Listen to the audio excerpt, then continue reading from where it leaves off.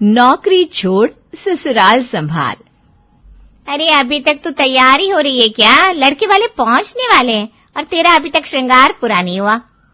अरे मम्मी पहले खुद बोलती हो, लड़के वाले तुम्हें देखने आ रहे हैं तो अच्छी तरह तैयार हो जाना। अब अच्छी तरह तैयार हो रही हो तो जल्दी मचा रही हो। अरे तो इतनी भी देर लगाने को नहीं बोला था। चल जल्दी से नीचे आ जा, वो लोग अभी आते ही होंगे।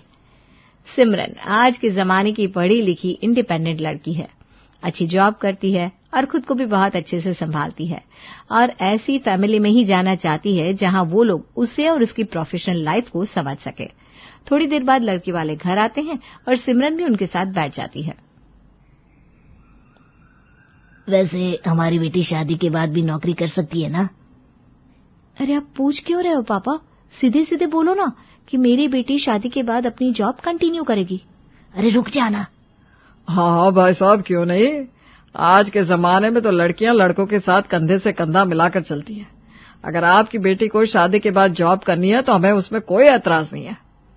ये बात सुनकर सिमरन के मन में लड्डू फूट जाते हैं और उनका रिश्ता पक्का हो जाता है। 2 महीने बाद की शादी की डेट निकलती है। सिमरन उनके घर में नई नवेली बहू बनकर आ जाती है।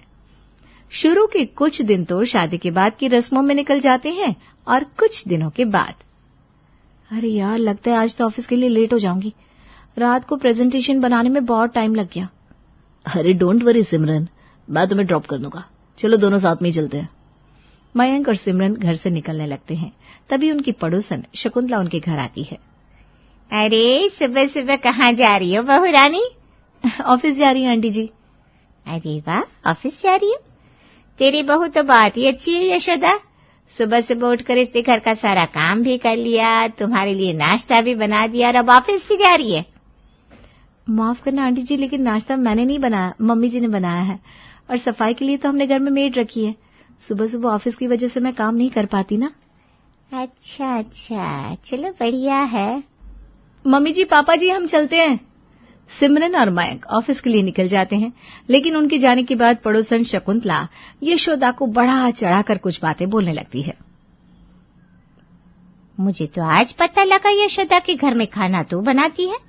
तेरे घर में बहू है, उसके बाद भी अगर तुझे काम करना पड़े तो बहू का क्या फायदा?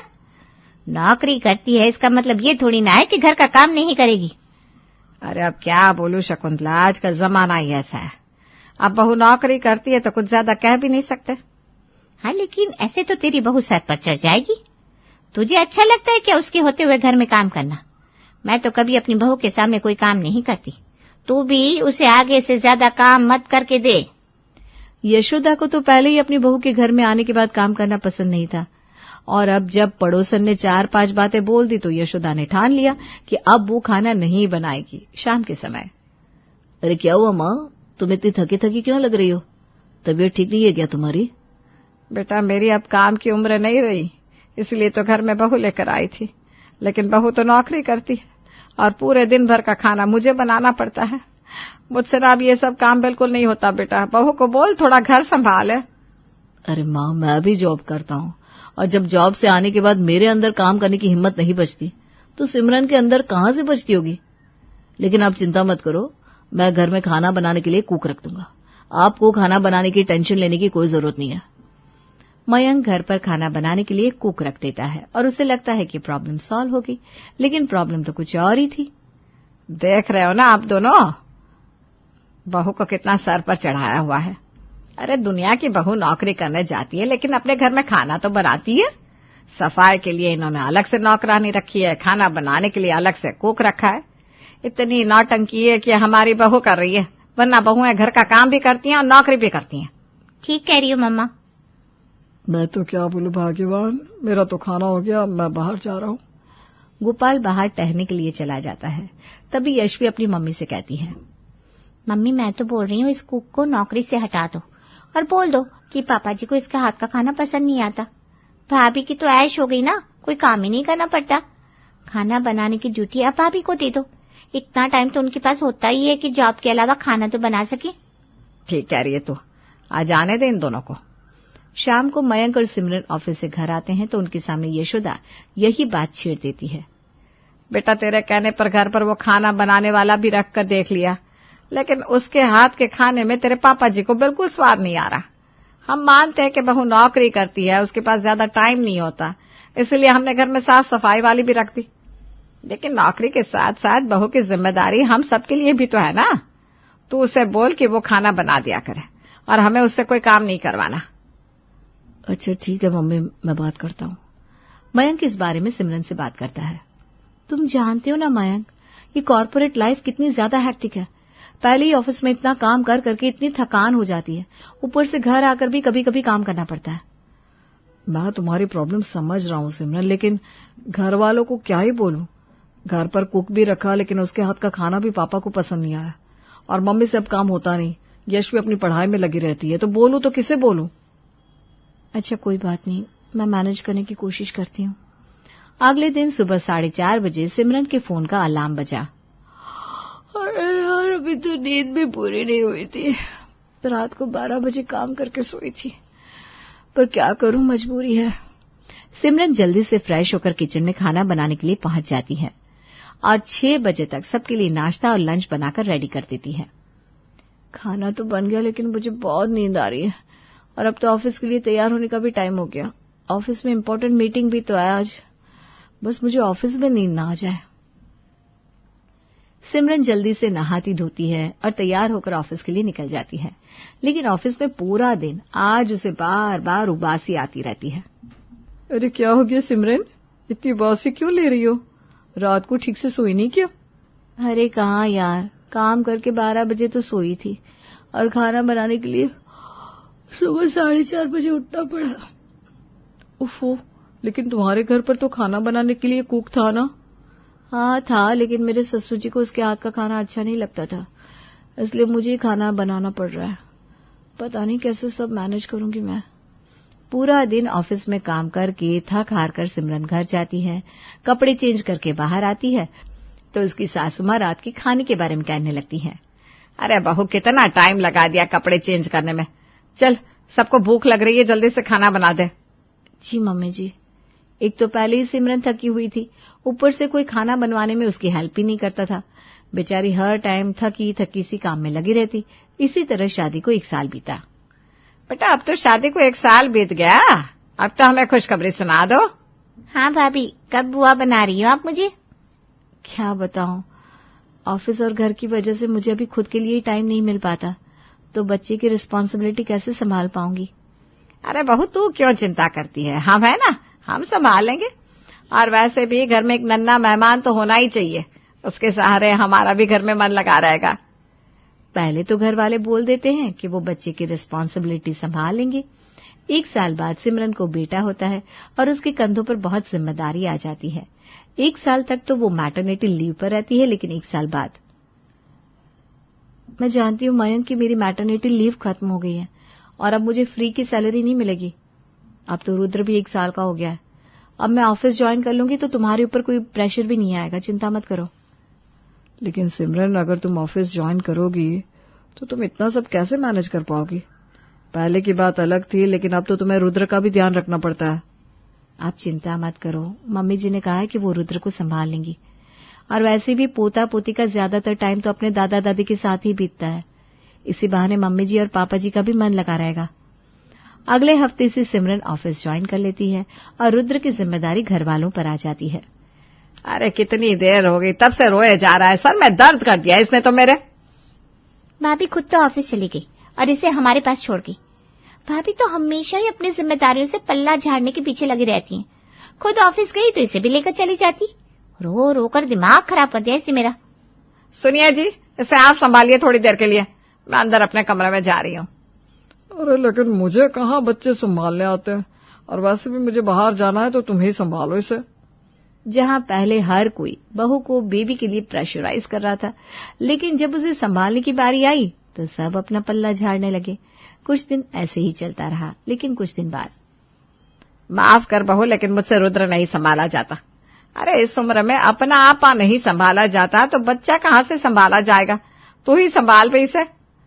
मम्मी जी, जब मैं घर पर होती हूँ तो मैं ही तो रुद्र को संभालती हूँ, लेकिन अब मैं घर पर होती ही नहीं तो उसे कैसे संभालूंगी? उसे अपने साथ ऑफिस लेकर तो नहीं जा सकती।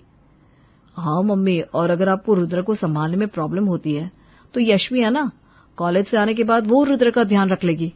नहीं भैया, आपको पता है ना मेरी कॉलेज की पढ़ाई का मेरे ऊपर कितना प्रेशर है, और ये ना हर टाइम रोता ही रहता है, रोत लूं। अगर मैं इसे संभालूंगी तो ये मुझे पढ़ने भी नहीं देगा। हाँ बेटा, और मैं भी अब कहाँ इतना सब कर पाता हूँ। वैसे भी आधे से ज्यादा समय तो मैं घर से बाहर रहता हूँ। देख बेटा, हम तो साफ साफ बोल रहे हैं, अब तक जितना हमसे हुआ हमने कर दिया, अब आगे हमसे नहीं होगा। अब तो बहू को ही रुद्र की पूरी जिम्मेदारी लेनी पड़ेगी। लेकिन मम्मी जी, जॉब के साथ साथ मैं कैसे रुद्र को हर टाइम संभाल सकती हूँ? अरे नहीं संभाल सकती तो छोड़ दे नौकरी और घर संभाल अपना। घर संभाला नहीं जाता और नौकरी करनी है, इससे कल से कोई जरूरत नहीं है तुझे जॉब पर जाने की। ये अब क्या बोल रही हो मम्मी? पहले तो आप सब बोल रहे थे कि रुद्र की जिम्मेदारी संभालोगे, और सिमरन की इतनी अच्छी जॉब है, वो उसे छोड़ देगी तो उसकी इतने सालों की मेहनत भी खराब चली जाएगी। परिवार के लिए बहुत कुछ करना पड़ता है बेटा, और वैसे भी अगर तेरी बीवी से नौकरी और एक बच्चा नहीं संभाला जा रहा तो इससे तो अच्छा है ना कि वो नौकरी छोड़ दे। अब पूरी जिंदगी हम इसका ध्यान थोड़ी न रख पाएंगे। मेरी बात बिल्कुल जायज है, कल से तू नौकरी पर नहीं जाएगी बहू, बस। सबने रुद्र को संभालने से हाथ खड़े कर दिए और यशोदा देवी ने भी अपना फैसला सुना दिया। अब ना चाहते हुए भी सिमरन को अपनी अच्छी खासी जॉब छोड़नी पड़ी। कितनी मेहनत से मैं इस पोस्ट तक पहुंची थी, और मम्मी जी ने एक झटके में बोल दिया कि जॉब छोड़ दो। मैंने पहले ही कहा था, अभी मेरी कंडीशन ऐसी नहीं है कि मैं बच्चा और जॉब दोनों एक साथ संभाल सकूं। लेकिन तुम ज्यादा मत सोचो सिमरन, मुझे पता है इस टाइम तुम कितनी परेशान हो, लेकिन जितना ज्यादा इस बारे में और सोचोगी उतनी ज्यादा और परेशान होगी। जॉब छोड़ने के बाद अब सिमरन घर संभालती और रुद्र का ध्यान रखती। इसी तरह 1 महीना बीत गया। भैया, मेरा आज का किराया मुझे दे दो। ये लो। ये क्या, बस 40 रुपए? हाँ, किराया तो मांगा तुमने, किराया तो इतना ही लगता है, 20 आने के 20 जाने के। ये क्या मजाक कर रहे हो भैया, जल्दी से 500 रुपए दो ना। माफ करना मेरी प्यारी बहना, लेकिन अब मैं तुम्हें हर रोज 500 रुपए नहीं दे सकता। पहले तुम्हारी भाभी जॉब करती थी तो उसमें से मैं तुम्हें हर रोज कैब के लिए पैसे दे देता था, लेकिन अब मुझे ही सारा खर्चा देखना है और घर का रेंट भी देना है, तो अब से तुम्हें बस में ही ट्रेवल करना पड़ेगा। लेकिन भैया, मैं बस में कैसे जाऊंगी? जैसे सब जाते हैं वैसे तुम भी चली जाना। अब सारी चीजें हमें बजट के अकॉर्डिंग ही तो करनी पड़ेगी। देखो, मुझे ऑफिस के लिए देर हो रही है, मैं निकलता हूँ। मयंक अपने ऑफिस के लिए निकल जाता है और यश भी मुंह बनाते हुए अपने कॉलेज के लिए निकलती है। और आज उसे कॉलेज जाते हुए बस में खूब धक्के भी खाने पड़ते हैं। कुछ दिन बाद, अरे मयंक तो अभी तक तैयार नहीं हुआ क्या? तैयार क्यों माँ, कहीं जाना है क्या? अरे उम्र बढ़ने के साथ साथ तेरी याददाश्त कमजोर होती जा रही है क्या? आज संडे है और तुझे तो पता है संडे को हम बाहर खाना खाने जाते हैं। तुम और बहू जल्दी से तैयार हो जाओ। माँ, हम संडे को पहले बाहर खाना खाने जाते थे, लेकिन अब मेरी इनकम इतनी नहीं बचती। मतलब पहले तो मैं और सिमरन दोनों जॉब करते थे, लेकिन जब से सिमरन की जॉब गई है बजट बहुत ज्यादा हिल गया है। घर में पहले इतने खर्चे हैं, इसलिए हर संडे बाहर रेस्टोरेंट में जाकर इतना महंगा खाना अभी मैं अफोर्ड नहीं कर सकता। मुझे मेरी इंस्टॉलमेंट्स भी तो भरनी है। ये क्या बात हुई भैया, अब क्या हमें छोटे छोटे खर्चे करने से पहले भी इतना सोचना पड़ेगा? हर खर्चा अपने बजट के अकॉर्डिंग ही किया जाता है यशवी, और अगर मेरा अभी इतना बजट नहीं है तो जाहिर सी बात है मैं इतना खर्चा कहां से करूंगा। सिमरन ने जब से जॉब छोड़ी है तब से घर में आने वाली इनकम तो आधी हो गई है, तो खर्चों में भी तो कटौती करनी पड़ेगी ना। दिन पर दिन घर की किसी न किसी खर्चे में कटौती हो रही थी, क्योंकि अकेला मयंक अपनी सैलरी में कितना ही कुछ कर सकता था। तभी कुछ दिन बाद, मम्मी जी, बिजली का बिल बहुत ज्यादा आ रहा है, प्लीज दिन में एसी मत चलाना। इस बार इनकी जेब में एक भी पैसा नहीं बचा, हमें ही खर्चों पर थोड़ा काबू करना होगा और हर चीज देखकर यूज करनी होगी। हाथ हो गई भाई, अब तो एसी चलाने पर भी पाबंदी लग गई। तभी यशवी भी पैर पटकते हुए वहां पर आती है। अरे मुझे अपनी क्लास अटेंड करनी है और वाईफाई नहीं चल रहा। आपके पास वाईफाई वाले का नंबर है ना भाभी, जरा कॉल करो ना। अब वाईफाई नहीं चलेगा यशवी, तुम्हारे भैया ने वाईफाई का कनेक्शन कटवा दिया है। वो हर महीने तुम्हारे फोन में रिचार्ज तो करवाते हैं, तो अपने फोन में ही क्लासेस अटेंड कर लिया करो ना। खामखा वाईफाई का खर्चा हो जाता है, घर का किराया और बाकी सब खर्चे वही बड़ी मुश्किल से मैनेज हो पा रहे हैं, इसलिए तुम भी थोड़ा समझो। इससे पहले कि यशवी कुछ और बोलती, मयंक भी ऑफिस से घर आ जाता है। भैया ये क्या किया आपने, वाईफाई का कनेक्शन भी कटवा दिया। और बहू का सुन, वो दिन में हमें एसी चलाने से मना कर रही है। अब अपने ही घर में हम एसी चलाकर नहीं बैठ सकते क्या? अरे आप चाहे तो घर में 24 घंटे एसी चलाकर बैठो मम्मी, लेकिन खर्चे भी तो देखो ना। घर में कमाने वाला मैं अकेला, घर का राशन, बिजली, घर का किराया, मेरी ईएमआई, यशवी की पढ़ाई का खर्चा, क्या क्या मैनेज करूंगा मैं। सिमरन जब जॉब करती थी तो कोई प्रॉब्लम नहीं थी, लेकिन अब सारी जिम्मेदारी मेरे कंधों पर आ गई है, तो आप लोगों को कुछ तो समझना ही पड़ेगा। ये सब कुछ बोलकर मयंक अपने कमरे में आ जाता है और सिमरन भी उसके पीछे पीछे वहां से चली जाती है। अब आए दिन पैसों की कमी की वजह से घर में किसी न किसी खर्चे में कटौती करनी पड़ रही थी, जिसकी वजह से घर वालों का बुरा हाल हो गया। यार मम्मी, इससे तो अच्छा पहले ही था जब भाभी जॉब करती थी। कम से कम मुझे कैब में जाने के लिए हर रोज 500 रुपए मिलते थे। ठीक कह रही है बेटा, और कम से कम पहले पूरा पूरा दिन हम एसी के नीचे बैठे रहते थे। अब तो दिन में एक बार भी ये नहीं चलता, और ना कहीं हम घूमने जा पाते हैं। मैं तो कहता हूँ बहू को दोबारा से जॉब पर भेज देते हैं, वही ठीक रहेगा, वरना कुछ दिनों में पता नहीं हमें और किस किस चीज की कटौती करनी पड़ेगी। ठीक कह रहे हैं आप, मैं आज ही बहू से बात करती हूँ। शाम को यशोदा अपनी बहू सिमरन के पास जाती है। अरे मम्मी जी, आप क्या हुआ, आइए बैठिए। बेटा, मैं तुझसे ये कहने आई थी कि तू बहुत मेहनती है, और इतनी मेहनत से तूने इतनी अच्छी जॉब भी हासिल की थी, तो तू ना अपनी मेहनत बेकार मत जाने दे, फिर से अपना ऑफिस ज्वाइन कर ले बेटा।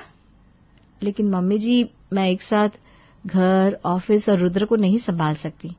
आपने ही बोला था ना, नौकरी छोड़ और घर संभाल, वही तो कर रही हूं मैं। अगर फिर से जॉब करने लगी तो बस जॉब की ही रिस्पॉन्सिबिलिटी संभाल पाऊंगी। अरे बेटा, तू बस अपनी जॉब की ही रिस्पॉन्सिबिलिटी संभाल, बाकी रिस्पॉन्सिबिलिटी हम देख लेंगे। खाना मैं और यश में मिलकर बना लेंगे, और रुद्र की ना तू बिल्कुल भी चिंता मत कर, मैं संभाल लूंगी उसे। लेकिन तू ना कल से ही अपना ऑफिस ज्वाइन कर ले बेटा।